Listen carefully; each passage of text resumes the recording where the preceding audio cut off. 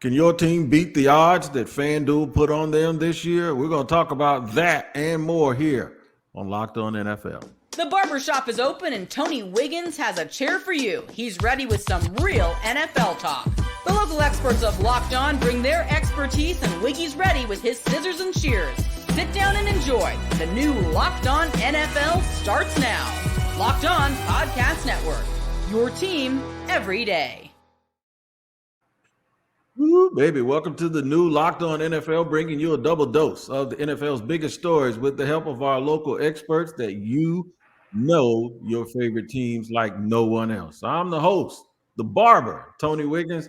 I'm at the shop all day, man, joined today by Locked On NFL expert Kevin Oestreicher. Tell him what's up, Kev. What's going on, Wig? Ready to be here, ready to talk some football. All right, I'm glad you are, because that's exactly what we're going to talk about. Today, what we're going to talk about is, in segment number 3, the outside looking in, those teams that probably won't make the cut and can't beat the odds. Segment number 2, teams that can actually challenge and also get to the playoffs and beat those odds. And then Super Bowl contenders, teams that would be Super Bowl contenders. I am so excited today to bring you this show on Locked On NFL. We appreciate you making us your first listen of the day and being an everydayer here on Locked On NFL, which is part of the Locked On Podcast Network, your team every day. Make sure to turn in again on Locked On NFL tomorrow morning for the madman. That's right, Tyler Rowland, for more NFL coverage.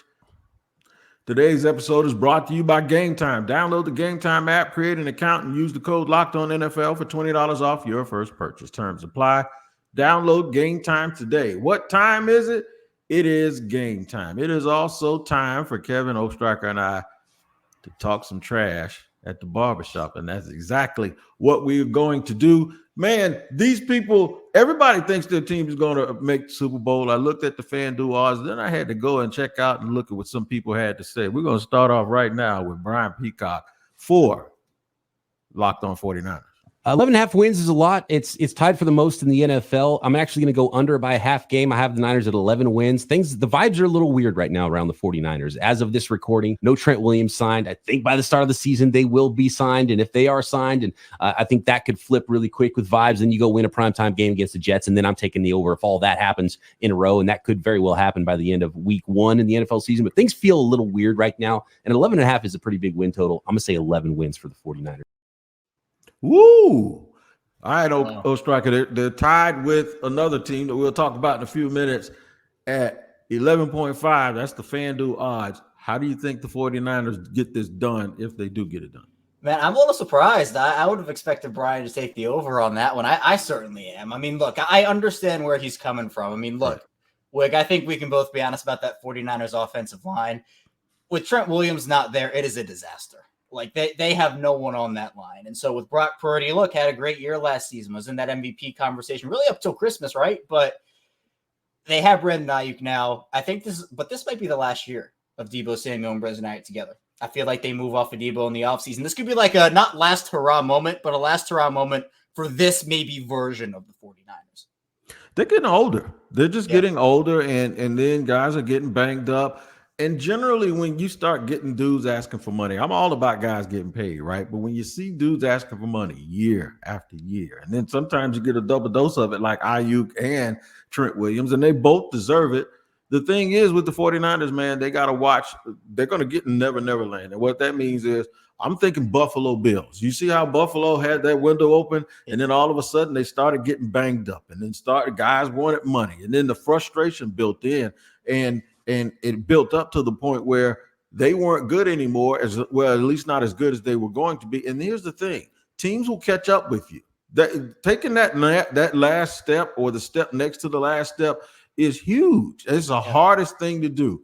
And for what it's worth, they're still a really, really good team, but they are losing people every single year. They bring guys in, and then they have to move guys out. I wonder if some 49er fans will look back at that Hargrove signing and say that was a bit overkill. We probably should have spread that money out everywhere else, but I think they saw a window and they tried to reach for it. Yeah, and I mean, I remember that defense even just a couple years ago when DeForest Buckner was still there and they had Armstead and like all those guys were like, okay, this is like a treasure trove of guys. And you're like, man, and then obviously now both those guys are in the AFC South on different teams and you're just kind of like, Well, where'd that go? And you're right, Hargrave is there, who's a heck of a player, but they're not 3 deep like they were before. And so it concerns me a bit, but they're still going to be a good team this year. It's just a matter of Trent Williams is the big X factor for me.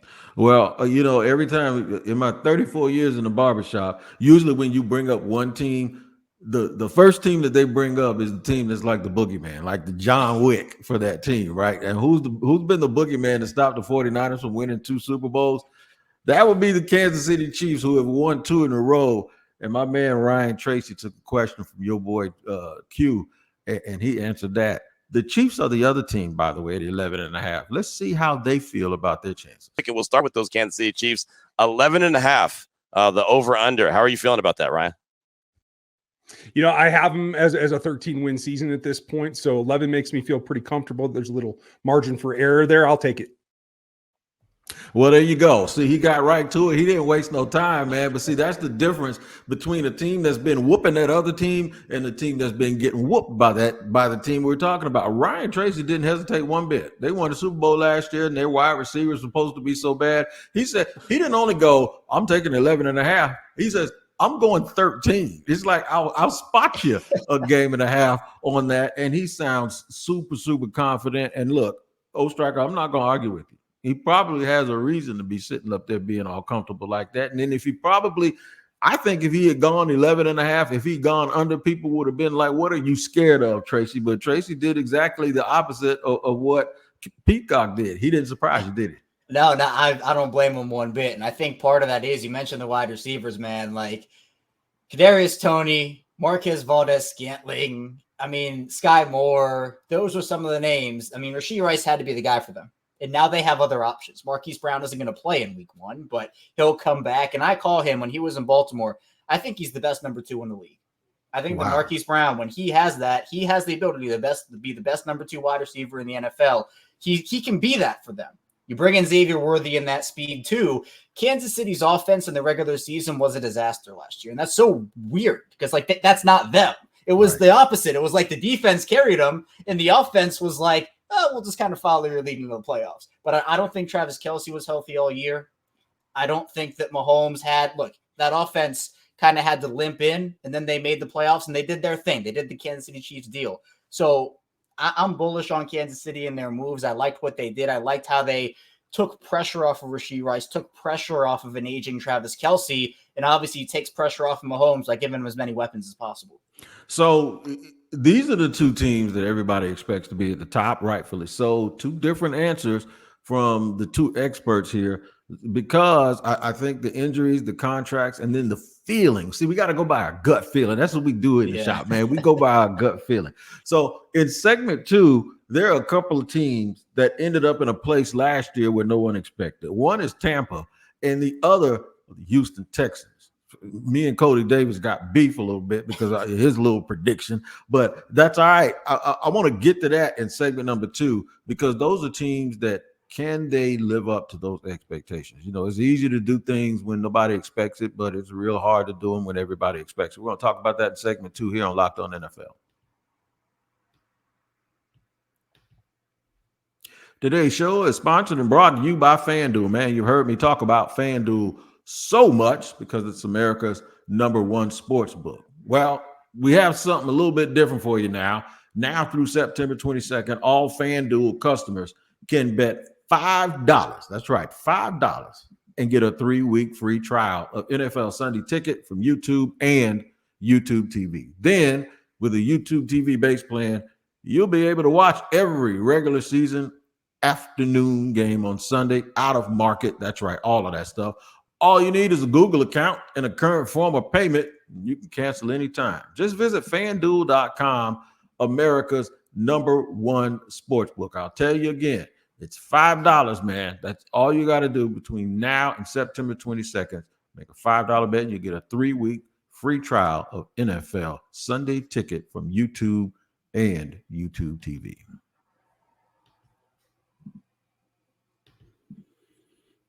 All right, segment number 2 here on Locked On NFL in the barbershop with Tony Wiggins. That's right, man. The new show, we're laying it out for you here. Me and Tyler Rowland, we're doing two shows here on Locked On NFL. Make sure you check them out wherever you get your podcast. Now, Oestreicher, I didn't include the Ravens in this because the Ravens are probably in that second level along with one or two of these teams. I know that's the team that you cover. I personally think they're going to be really, really good this year. And Derrick Henry's going to lead the league. Maybe him and Josh Jacobs. Somebody's going to lead the league in rushing. I like that. Yeah. But they're a familiar team with where they usually are, right? In our consciousness. Tampa lost Tom Brady. Everybody thought they were going to fall off. They fell off a little bit. And then all of a sudden came right back last year and actually made a nice little run for the playoffs. And we're going to see if James Yarko, when Ross Jackson puts him to the test here, I want to see if Yarko can stay firm on how he believes the Bucs are going to play. Check this out. I mean, many of us are picking the Tampa Bay Buccaneers to win the division, but yet their over-under set at 7.5. You got to be taking the over on this, right? Oh, hammer the over. And I've said on Locked On Bucks, I feel like if this team stays healthy, and that's the biggest thing for all these teams, right? They have to stay healthy. But if this team stays healthy, I feel like their ceiling is 11 wins. I feel like this could be a team that goes 11-6. I feel like their floor, barring again, like Tristan Wirfs or Baker Mayfield going down, I feel like their floor is 8. All right, in barbershop, sometimes people say stuff and they really want to say something else, but they won't say it. I don't know if Yarko believes that they're that good, man. Shout out to James Yarko, Locked Up. I just think he might believe that the rest of the division is just that bad. Give me your assessment and how you feel about it. Man, I don't really want to touch this division. Like I don't know what the heck's gonna happen here, man. I think to me, look, I think he's right. 7.5, I'm taking the over. Right. I think that's a very low number.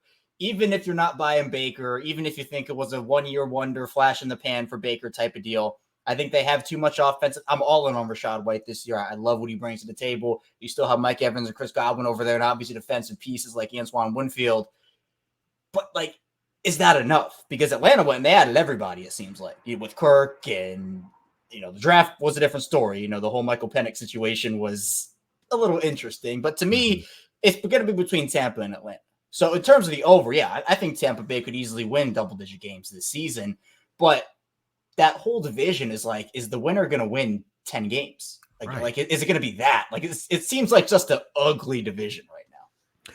It is an ugly division. But the one thing about that ugly division is they all hate each other. So they're all ugly and they can't stand each other, which usually is kind of like a fight in the saloon at 2:00 in the morning. Everybody's drunk, but it's so entertaining, right? Yeah. But I love the games in the NFC South is because there's just so much dislike between those teams. I would go over 7.5 on that all day long. Yeah. I would go over 7.5. But my man Yarko, he pulled the Ryan Tracy. He didn't even talk about the 7.5. He said they're going to win 11. I didn't say 11. I said 11. 11 games, man. I'm telling you, I ain't going to get on them too bad because I honestly do believe that they are the cream of that division, and they did surprise me last year, so they could probably do the same thing. Now, there's somebody else that's a little bit different. For y'all that don't know, I cover Locked On Jaguars as well, and me and some of the guys in the division, you about to hear from two of them. We don't necessarily always agree on our opinions. My co-host on Locked On NFL, Tyler Rowland, put the question to Cody Davis. And I'm going to tell the truth here. I can't lie to you and lie on you. So I'm not going to lie. I even picked the same thing Cody's about to say is something that I also said about the Texans. Check this out. The Houston Texans, 9.5. Cody, do you think they're going over or under 9.5 wins? That's so disrespectful. I mean, once again, you take a look at what they did in year one. Rookie quarterback, rookie defensive anchor in Will Anderson Jr. I mean, a lot of your young guys were still trying to find their way. Darius Stingley Jr., Nico Collins. You take all of that and look what they was able to add in the offseason. There's no way in the world the Houston Texans will win less than – I have them at 12 wins maximum for this year. See, they always whining in Houston talking about they being disrespected. I ain't talking about the fans. I'm talking about the hosts. And we just got that beef about each other. He makes a very valid point. I think they're going to be a very good team. And in fact, I picked the Jaguars and the Texans to both win 12 games. I'm just giving them a little bit of a hard time because that's what we do around here in the shop. And it's my place, my rules, right? But how do you think? Cody? Do you think he's right? And do you obviously? I think he's right. But do you think he's right this year? Or as somebody who covers a team who's always there, they can get a few of these pitfalls that'll knock them off of their perch a little bit. Yeah, I agree with Cody. I think they're going to win more than 9.5. They had my favorite offseason this year. I mean, just adding Stephon Diggs, Danielle Hunter, all those guys. But we talked about how ugly that NFC South division is. Well, outside of the AFC North, obviously me covering the Ravens, I think that division's a heck of a division.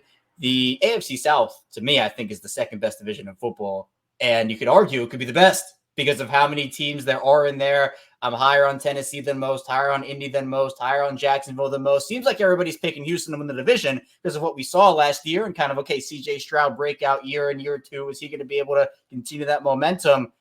But you have a three-headed monster in Diggs, Nico Collins, and Tank Dell. Dalton Schultz comes back. You upgraded running back spot from Devin Singletary to Joe Mixon. That defense, again, you swap out John Grenard, forwards Danielle Hunter.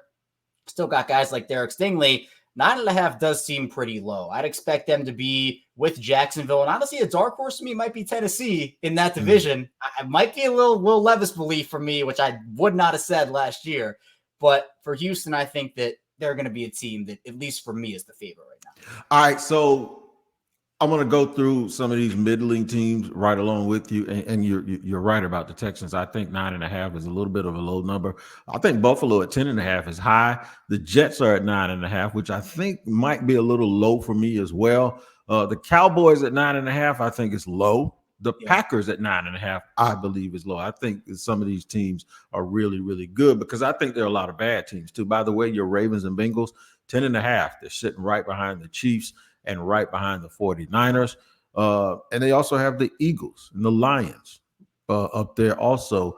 I agree. You know, I'm not gonna let my AFC South bias get in the way a little bit here. I can't be just fibbing all the time just because it's my shop. But I agree with Cody Davis. I don't believe nobody's disrespecting him, though, because they always want to throw that stuff out there like that. No disrespect. We're going to talk about teams that are on the outside looking in, man. And it's obvious to everybody else. Maybe somebody can pop up like the Bucs did and surprise. But these are the teams that I believe in segment 3 that we're going to discuss that's going to have a long, long way to go. And I'll get to hear from one of my favorite people, too, Patricia Traynor, up with the Locked On Giants. But first, the new Locked On NFL is here. Locked On NFL is now 2 shows every day. First, the madman, Tyler Rowland, kicks you off in the morning with a double shot of NFL espresso. And then stop by the barbershop with me, Tony Wiggins, to talk some real NFL talk. Add in the Locked On local experts, and you get unprecedented NFL insight, hot topics, detailed breakdowns, all in 30 minutes. It's the new Locked On NFL, and it's twice a day.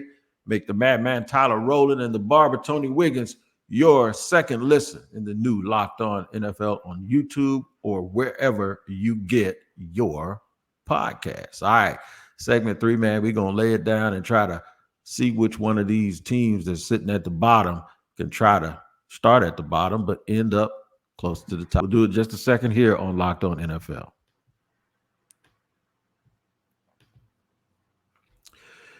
All right, today's show is sponsored by Gametime. Remember that thing people used to tell you when you were late and procrastinated? They say, your lack of planning is not my emergency. Well, Gametime doesn't tell you that. You know why? Because your lack of planning becomes their priority. Last minute tickets, lowest price guaranteed. And all you got to do, man, is download the Gametime app. I'm telling you, man, it is fabulous. It is exactly where you need to go to get your tickets because these curated deals make it easy for you to find the best price on great seats for any event, not just sports, plays, comedy shows, all of that. You get the super deal. Seat views before you buy, lowest price guarantee, event cancellation protection, job loss protection, and all that. All you got to do is download the Gametime app, create an account, and use the code LOCKEDONNFL for $20 off your first purchase. Terms apply. Again, create an account and redeem code. I'm going to spell it for you. LOCKEDON NFL. That's Locked On NFL for $20 off. Download Gametime today. What time is it? Man, it's game time. And today's show is also brought to you and sponsored by BetterHelp. I've had serious issues the last year that I could not find my way out of.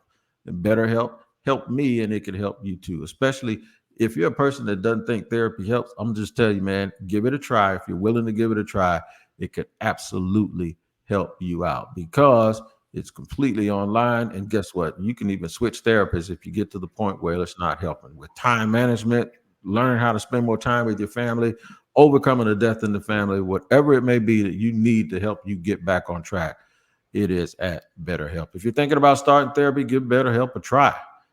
Just rediscover your curiosity and how to be creative with BetterHelp. Visit BetterHelp.com/lockedon to get 10% off your first month. It's entirely online, designed to be convenient, flexible, and suited to your schedule.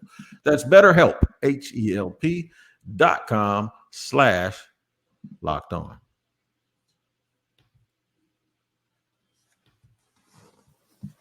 Third segment here on Locked On NFL. We got to make sure we get that right. Locked On NFL. You're in the barbershop with Tony Wiggins and my man Kevin Oestreicher, a Locked On NFL expert. And we're running down some of these odds. Is there a team, real quick before we get to these other things I have to say, is there a team that you think is one of those teams, Kevin, that is somebody that nobody's thinking about that could really, really surprise people? I mentioned Tennessee earlier. That's one team for me. Another one could be Seattle. I think. Wait. Did you really mention the Titans? You just slid that one by me, and you mentioned that they're going to surprise people. Okay, all right. I think. I mean, look. I think the jury for a lot of people is still out on Will Levis. Okay. I think the belief in Will Levis. Some people love him, other people hate him, and I think the people that hate him are like Tennessee can't do anything with him there, even though they added Calvin Ridley and everybody, and they had the offseason. I think, the quarterback's the most important position. So you're like, right, well, if I'm out on Will Levis, I'm out on Tennessee. I'm personally in on Tennessee. But I think, too, Seattle's the team with McDonald over there now. It's just going to depend on Geno and if he can take his game to another level. So those one AFC, one, I try to sprinkle in an AFC and an NFC for you there just to give you one of each. Yeah, I see you. I see you being all diplomatic about it, trying to spread the love around. I feel you. I love me some Patricia Traynor, man. That is one of my favorite people, man.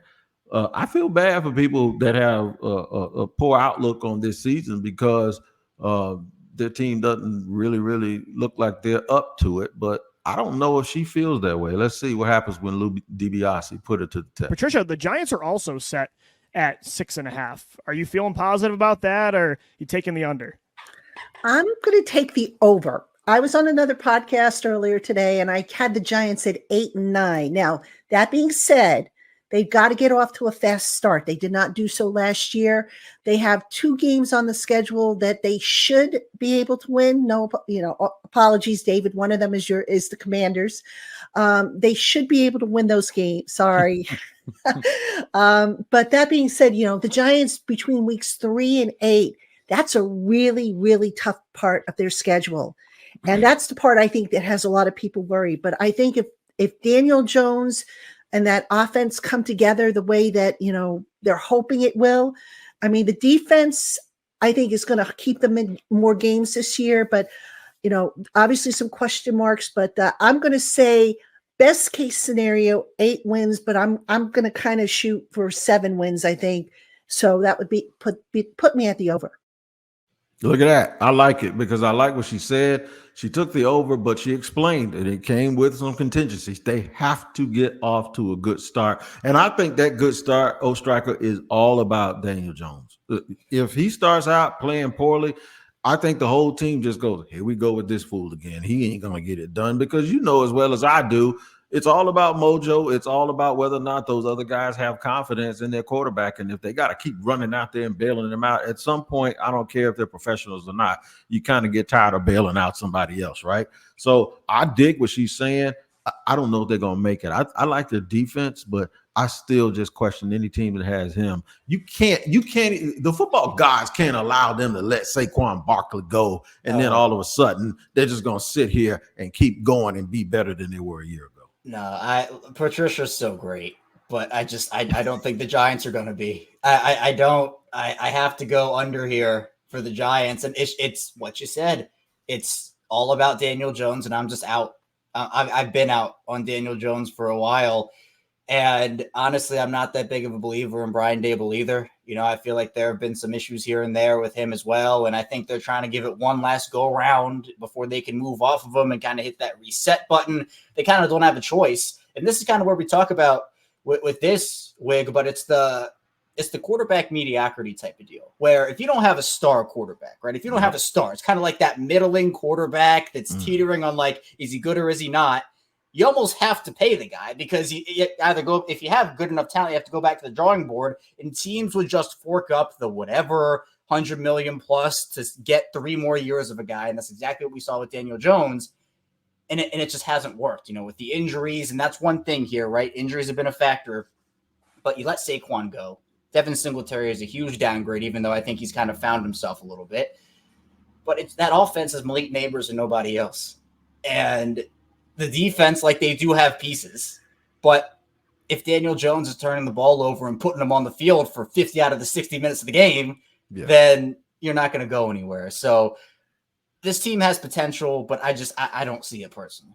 Well, I don't see it either. And like you said, if it was about the way we felt about Patty, I'd say they're going to win 10 games. But unfortunately, none of us, including her, can get a first down or a touchdown, right? That whole division, man, the Commanders are at 6.5. That's going to be tough for them to make. And then when you look at some other teams that are hanging around the bottom, to show you how lowly people feel about them, the Panthers are at 5.5, and they were like the worst team in the league last year. The Broncos are at 5.5. The Titans are still at 6.5. That's a little bit of a sleeper. There's one team, though. There's one team that people honestly believe is like the bottom of the pole here, and this is going to be not a shocker to a whole bunch of people.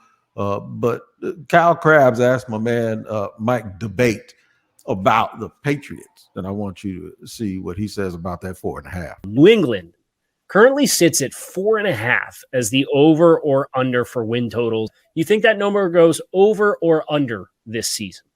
Well, as a homer, I would love to say it's going to go over, but I also sat on these airwaves last year and said that the New England Patriots were a playoff contending team and were not a 5-win or less team. I ended up being proven wrong on that. I think expectations right now for New England are a little on the low side. I think that 4.5 is just about right. Do they have the capability of winning more games? Yes, but a lot of it is going to have to go the right way for the Patriots in order to do that. Shout out to Mike Debate for at least admitting that he came on somebody's podcast last year and said the Patriots were going to the playoffs. Because you know what? I don't even know if I'd have brought that up. That's like losing weight and still showing people how fat you used to be. You know what I'm saying? I'd have probably been like, yeah, but at least he corrected it this year. And he says the expectations are pretty low and they're not going to do a whole bunch. I totally agree with him. I want to know if you do.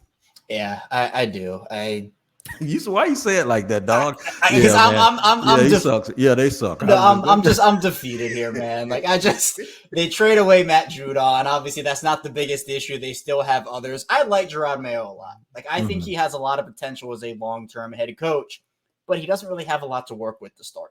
Obviously, I think Drake May, the future is in his hands. They're going to go roll with Brissett and kind of see what that looks like, and then I believe that Drake May probably takes over before the season's over just so they can get him some looks and get him some reps. I think that'd be the smart thing to do.